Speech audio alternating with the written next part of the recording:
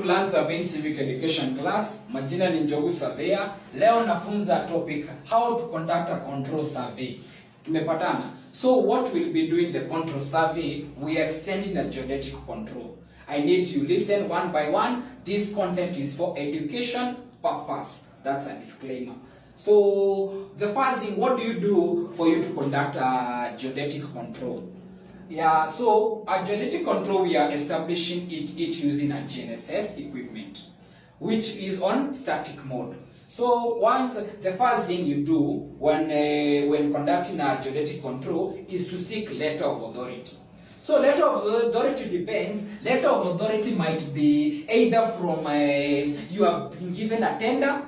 Once you've been given a tender, you need to work on it, or maybe if let's say it's for education or for research purpose or for data purpose, you will write a letter to the director of survey, tell him I have this site and I'm requesting to extend my geodetic control. This is an example of authority to carry out an extension of geodetic control. This is the way it is. We have to hide personal details, but it is from the Ministry of Lands, Public Work and Housing and Urban Development. This is a letter seeking the authority. So the director will have to respond to you using the letter. Once you have the letter of the authority, the director of survey will give you the requirements. So one of the requirements, he'll tell you that he needs a short pillar. He does not need precast pillars where that you've carried a beacon then gone and precast it there. He'll tell you that they don't want IPCU or IPC type of beacons. They must be short pillar, and the short pillar will be described to its description. So the second thing that you do, now we have the letter of authority. Once we have the letter of authority, step number 2 is to buy TC and ST. So in the letter of authority, the director will be able to specify to you that the type of controls that you're supposed to use. They'll describe to you, use TC and ST, use these other TC and ST 1680 and this. Then that is the director, that's the letter from the director of survey. So once you have the TC and ST, you need to go buy them from the Survey of Kenya. Once we buy them, we go to step number 3. Step number 3 is to do a reconnaissance. Reconnaissance, you have to go to the field. The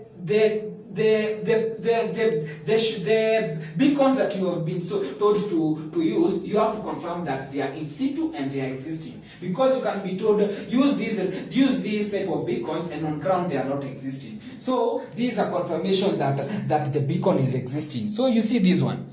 This one was a confirmation that this beacon was existing. This is SOK1. This is another confirmation that this other beacon is existing. This was MU35. This was another one. This was another one. So that is reconnaissance, confirming that they are existing. So then step number 3, what we'll do, we'll have to work from whole to part. So in survey, we normally start from whole, then we go to part. We start from known to unknown. So we must occupy the stations at least 2 hours to know if they are checking. So what we'll be doing, these are the controls. So you see we have these stations. We have SOK1, I need you come karibu, MU35 and MC102. You have to occupy them at least for 2 hours. Once you occupy them for 2 hours, you'll confirm that they are checking. Once you confirm they are checking, you're good to go. We are good to go. Then again, you'll go back to the field. You'll be able to design a triangulation network. The triangulation network has its requirement. So one design, remember, the director of survey has given you that you should be able to establish at least 4 controls. At least you are supposed to establish at least 4 controls.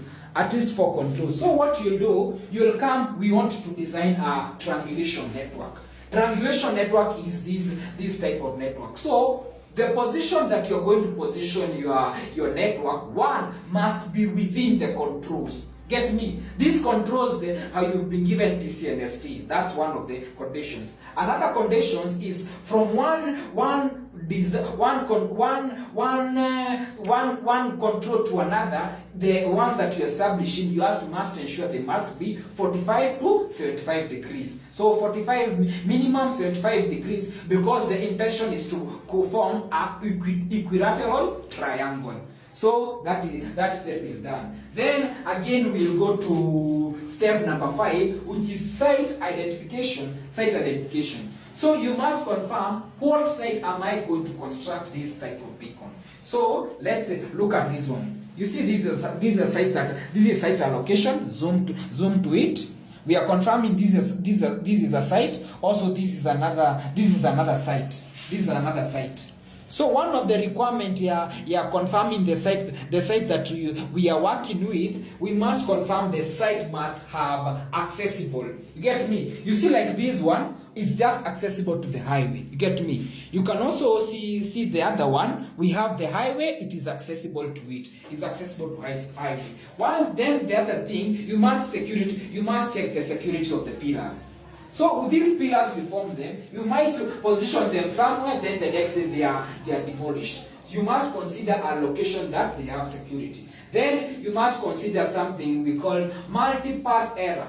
Multipath error is obstruction of the GNSS signal. Once you check like this here, you see the trees are away. Trees are almost 100 meters away. You see, and at the other side here is unopened. So the GNSS equipment will not have a challenge in displaying the signal. That's very sensitive. Then again, we must confirm they are on a stable ground. The reason we confirm they are on a stable ground is to ensure that we're not constructing them in a swamp, because we want these beacons. These beacons we are constructing them, they have a use. So after that, what we'll come to concrete them.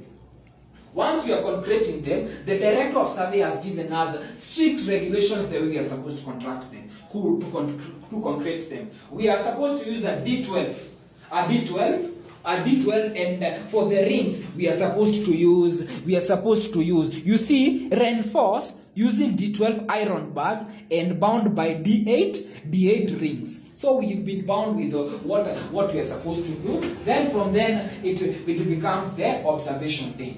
So in observing, we have to plan.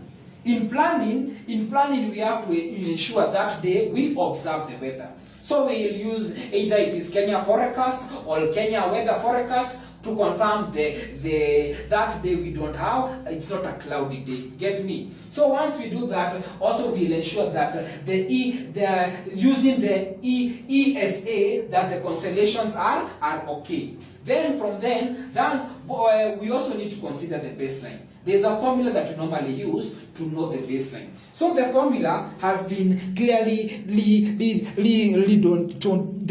formula of confirming the observation time operates on a general principle of 20 minutes plus 2K. So what is 20 minutes plus 2K? So 20 minutes plus 2K, K becomes the longest baseline. Now if we confirm like the baseline from SOK1 to MU35. SOK1 is in Survey of Kenya, and KU35 is in Murang'a County, in a place called Gatanga Primary. This is in Kilimambogo, a place called Wamani Primary. Once we confirm this baseline, this is the longest baseline. This longest baseline was around 66, let's say it was 66 kilometers. If it is 66 kilometers, it means the time that we are supposed to observe, 2 times 66 becomes 132. 132, it means we are supposed to observe for 152 minutes. That's the observation time. Get me? So once we set the observation time, then we'll be able, once we are concreting these beacons, these are the requirements. The beacons should look at least this way. So the director of survey tells us that it should be 0.3 hapa juu, the height should be 0.5, then hapa inafaa kwa hapa, dimensions inafaa kwa 0.7, this should be 0.2 meters, then huku chini inafaa kwa 1 meter and 0.6 meters. You get me? Then we are supposed to use a D12 iron and D8 ring. So now we go to the observation day, the field day. On the field day, we are supposed to have a GNSS log sheet, which we are supposed to obtain from Survey of Kenya. So in observing of a GNSS log sheet looks like this way. So GNSS log sheet, we are supposed to record the projection, the data, we are supposed the receiver serial number, the reading at the start, at the end, the stop times. We are supposed also to show the setup station location. We are supposed to demonstrate the location. So with that we are good to go. Then from after the GNSS log sheet, we are supposed to go to the processing of data. Processing of data, the first thing that we are supposed to do, processing of data, we are supposed to download precise IFMRIs. Those are the precise orbits. The ones we confirm the orbits, then it depends with the type of software we are using. You can input them in the Trimble Business Center. After inputting them in the Trimble Business Center or the survey office. So what we'll be inputting, there are two things. The director of survey has told us we are supposed to pick data that is in RENEX format, and the orbits, the precise orbits, which is IFMRIs, those are the things that we are supposed to upload in our Trimble Business Center or the survey office if you have the license. So from then we are supposed first to process the baseline. Once you process the baseline, then we are supposed to constrain the baseline using the coordinates of the known points, the TC and ST. We remember we have the known points. The known points are these SOK1, MU35, and M102, as we had designed in our triangulation network. As we had designed in the triangulation network, it looks rough and sketchy, but this is the way they are designed. MU35, we have MC102, and the other one. So that's the design. So from the known point, we can see that TC and ST of MU35, MU102, that is what is being used. So once we constrain the baseline using the known coordinates, then we'll be able to adjust the centering error and the antenna errors. Then to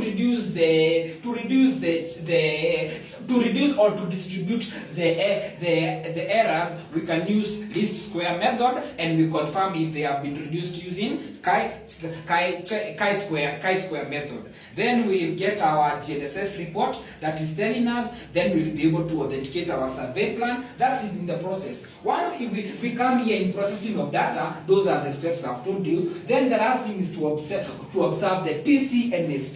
So this TC and ST has to be observed. TC and ST, we have to confirm that the TC and ST has been obtained, and we'll get it from the Survey of Kenya. Remember, this content is for education purpose. So as we can see here, we see here, I think you need to zoom. This is EK1, EK2, EK3. So these are the new these are the old beacons. These ones, the 3, these are the new ones. You get me? So the authenticated survey plan is TCNST 1805. You have to confirm that these are the confirmation that it has been authenticated. We can see that these are the staff who are able to authenticate it, and it's good to go. And we can see it has been done by your civic educator, none other than Edward Jogu. Edward Jogu.